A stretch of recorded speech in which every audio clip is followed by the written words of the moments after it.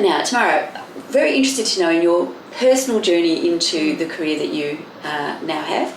Can you tell me why brain injury? Why did you get started in this field? Well, I started out doing a general psychology degree, knowing that I was interested in people, and it was probably in the second year when I had the course on biological psychology that the light bulbs kind of went off for me, and I became very fascinated about the brain and its activity.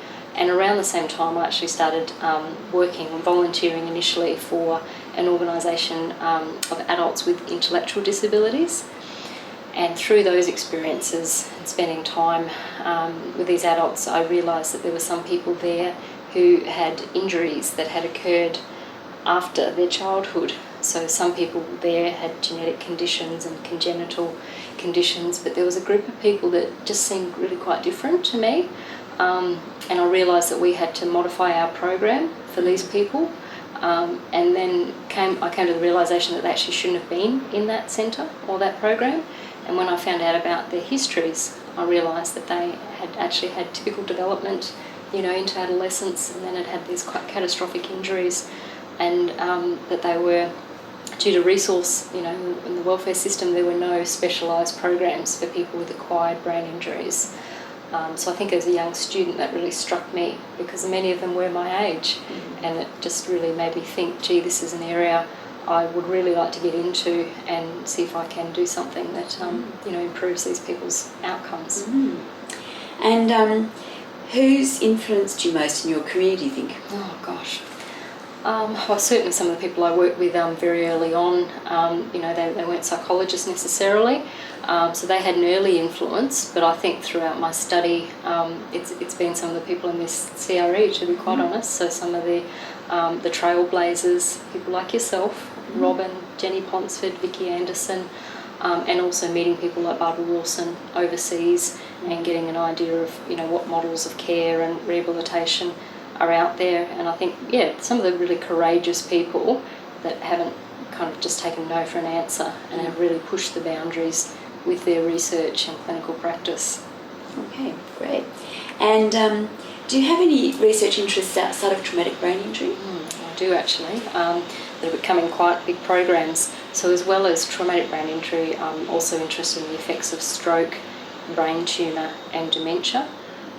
So I'm starting to have, I think, more of a lifespan perspective in terms of some of the neurological injuries and illnesses that can occur at different points across the lifespan. So particularly the psychological effects of brain tumour, and also looking at interventions for older people with cognitive impairment, which possibly is self-serving. So we all want to look forward and know that there's going to be some good support and service for older adults with cognitive impairment. Yeah, indeed. And so what would you say is your biggest achievement in the work that you've been doing? For me, I think the biggest impact that my research has had has been really showing that people with even severe traumatic brain injuries can benefit from rehabilitation. And one of the earlier studies I did was with someone quite well selected, in that he had been in PTA for over 6 months. He had bifrontal damage.